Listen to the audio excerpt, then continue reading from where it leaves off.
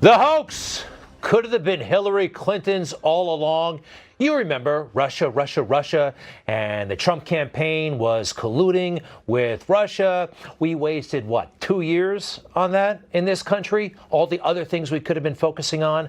What if the entire idea, the entire notion of the Trump campaign colluding with anybody was made up by the Hillary Clinton campaign?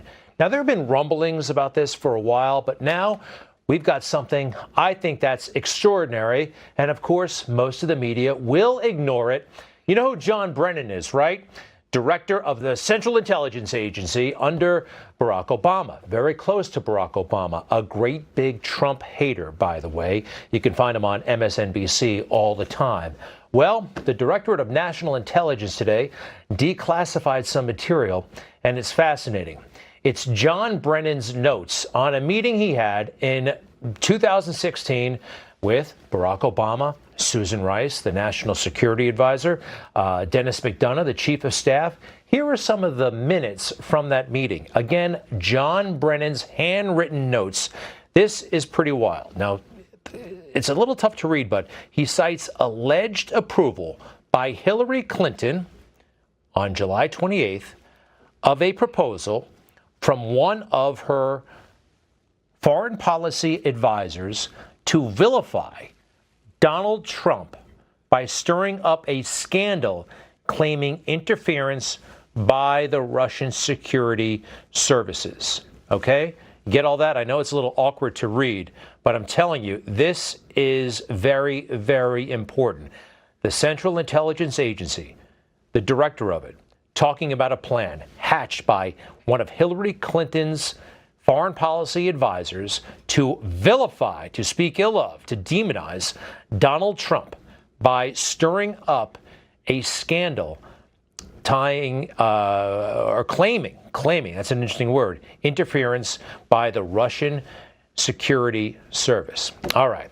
That is a lot of news. If it were the other way around, that would be about a month's worth of news for the fake news. But since it's about their team, they are ignoring it. And I think that is pretty stunning. Pretty stunning. All right, folks. But let's get back to the news at hand, and we'll have more on that throughout the evening and tomorrow. But again, people are just not paying attention to it because most of the media are not as well. So last night, the president back in the White House, and he's very upbeat, isn't he? Don't let it dominate you. Don't be afraid of it. You're going to beat it. We have the best medical equipment. We have the best medicines, all developed recently. And you're going to beat it. Don't let it dominate. Don't let it take over your lives. Don't let that happen. We have the greatest country in the world. We're going back. We're going back to work. We're going to be out front. As your leader, I had to do that. I knew there's danger to it, but I had to do it. I stood out front. I led. Nobody that's a leader would not do what I did. And I know there's a risk, there's a danger, but that's okay. But don't let it dominate your lives. Get out there. Be careful. Interesting. Don't let it dominate your life. Be careful, but you can beat this thing. You know, fake news, the elites, they laugh at his positive mental attitude, but that stuff actually works. Even Johns Hopkins University, the National Institute of Health, they've actually studied, we've all heard it, that having a positive attitude can help beat an illness. It's a serious thing, but when Donald Trump talks about it, they say, oh, what a disgrace. Anyway, he's back at the White House, as you know, and they're getting all over his case because he took off the mask once he got inside the White House, once he got inside his own house. Watch. The news that he is now out of the hospital overshadowed by him landing on the south lawn of the White House, walking up to the Blue Room balcony and removing his mask. You can see it here. He then puts it in his pocket. It doesn't look like anybody was around the president in his immediate vicinity, but already you're hearing concerns about the signal this sends to Americans from the president of the United States, who is actively infected with the coronavirus after 7 months in a pandemic in which we were all told that wearing masks is a critical part of lowering risk. Okay, a couple of things. Once again, no one is with him in that shot. I never heard from the authorities that whether you're positive or negative, you got to wear a mask in your own house. And he appears to be alone. He is alone in that shot. And also, she said that masks are critical. Yeah, okay, we finally get that. But let's face it, Dr. Fauci, their saint, he's been all over the map on masks. Right now in the United States, people should not be walking around with masks.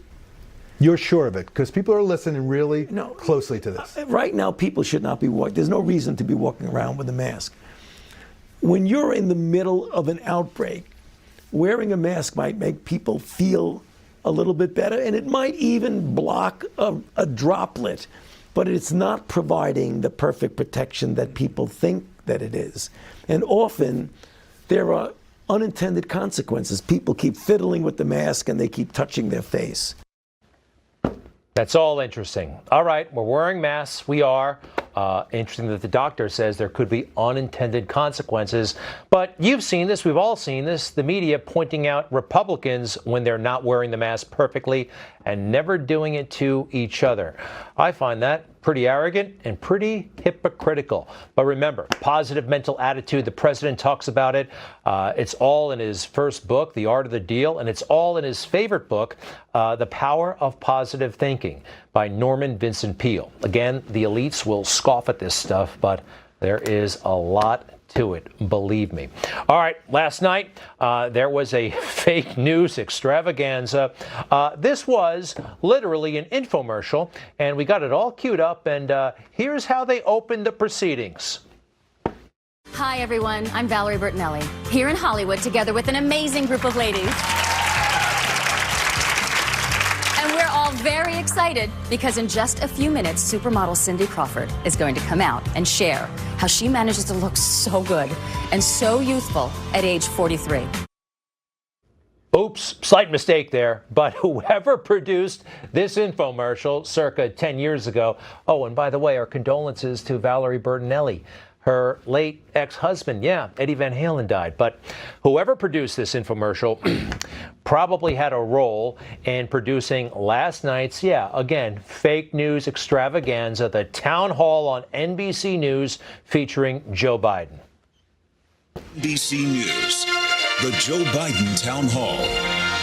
Live from the Perez Art Museum in Miami, here's Lester Holt. Good evening, everyone. Welcome to tonight's town hall, where we are surrounded by dozens of undecided voters and where Democratic candidate Joe Biden will answer our questions and make his case tonight. I don't know who said a lie is a terrible way to say hello, but somebody said it, and I think that makes a lot of sense. Surrounded by dozens of undecided voters. I don't think there are dozens of undecided voters in the entire country, but they're surrounded by them.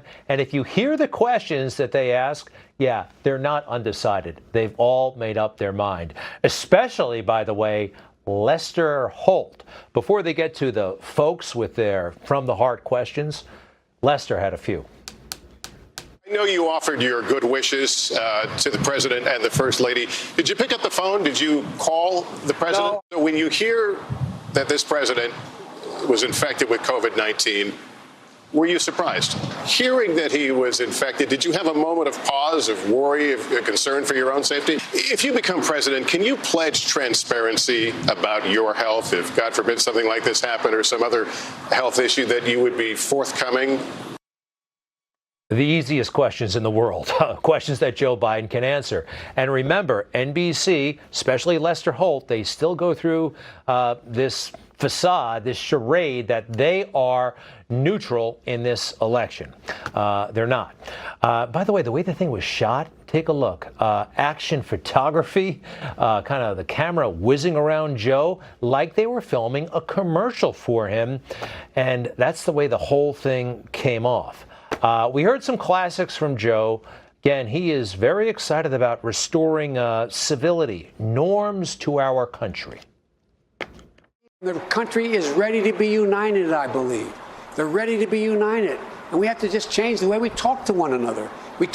Politics has become so mean and so ugly that we got to get rid of that. We got to just start talking to each other like we respect each other, which we have to.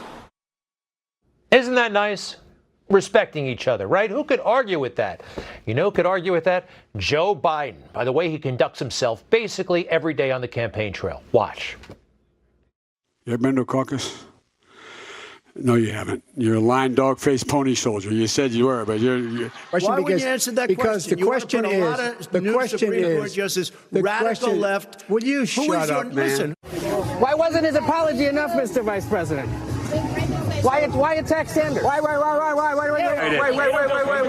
Take your AR-14s. Okay, this is not okay. Hold on. All right. Hey, let's There's a lot of guys. Joe Biden has somehow conned the mainstream media into thinking that he is the nice guy in this race. He said one of the most disgusting, weird things I've ever heard uttered to a woman, the dog-faced pony soldier thing. You've seen it. And this last thing is really bad. Never got adequate attention. That hard hat, that construction worker, wherever they are, showing more class, more savoir-faire than a former vice president of the United States who challenges him to go outside and fight. Hey, another tip-off that last night's thing was a great big fake. The questions from the questioners, the people in the audience. Look at what she's holding, the blue card. Now, that is a television device. Believe me, producers work on those things. Let's see it from the other angle, please. You'll see her question. On white paper, the question is printed, and then they glue it onto a blue index card. Would you ever do that?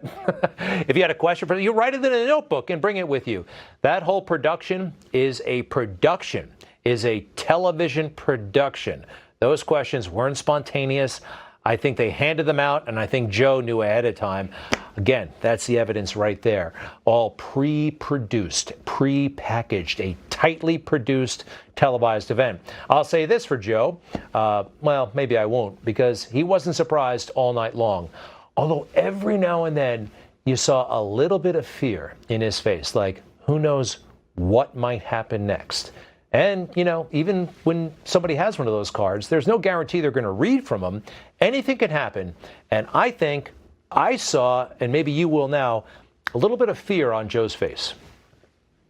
Next question comes from Ingrid Gillum Alexander, who is undecided but leaning toward Biden. What's your question?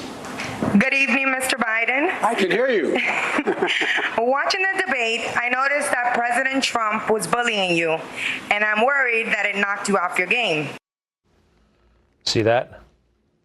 The mouth kind of agape there, looking. Saw that look a lot last night. And you see that look again when anything possibly spontaneous might happen. He's got that look. And I think it's a look of fear. Maybe I'm being too hard on Joe, but I think I'm right on this one. Compare that look to Donald Trump when he's receiving a genuinely hostile question. How does he look when he's receiving incoming fire? With copays, I'm still paying almost $7,000 a year in addition to the copay, and should pre-existing conditions. All right. See what I mean here? He's kind of in charge, and he's listening. I want to put that right next to Joe Biden if we can. There's a real difference there, and I think that makes a difference when you're running a country, when you're representing this country to other countries. Yeah, I think I see fear in one face and I see fearlessness in the other. All right, so since much of the news ignores Joe Biden's gaffes, I think it's our duty, sorry Joe, to highlight them. He was at an event in Little Haiti, I believe, in Miami, and there was a beautiful dance put on by these young women and girls, and they danced very well. And then Joe Biden gave his on-the-spot review. Good news is, for me, I'm here. The bad news for you is, I'm coming back. I'm coming back. And I want to see these beautiful young ladies. I want to see them dancing when they're 4 years older, too. That's just off, isn't it? I want to see them dance when they're 4 years older, too. I don't know what that means. I mean, I have a theory or two, and it's not nice. But all right, Joe, we will see what happens. But feeling confident for our side. Again, this is an opinion show. I see things through a conservative lens, the Greg Kelly lens. I'm rooting for Donald Trump here. I believe in his policies. I like his style, but I'm upfront about that. And so many in the media, they pretend they're neutral, but they're not. Newsmax TV is now America's fastest growing cable news channel. We give you the real news you need. So subscribe to our YouTube channel and give us a thumbs up. If you like this video, share it with your friends. Newsmax TV streams live on YouTube for free. Newsmax TV, real news for real people.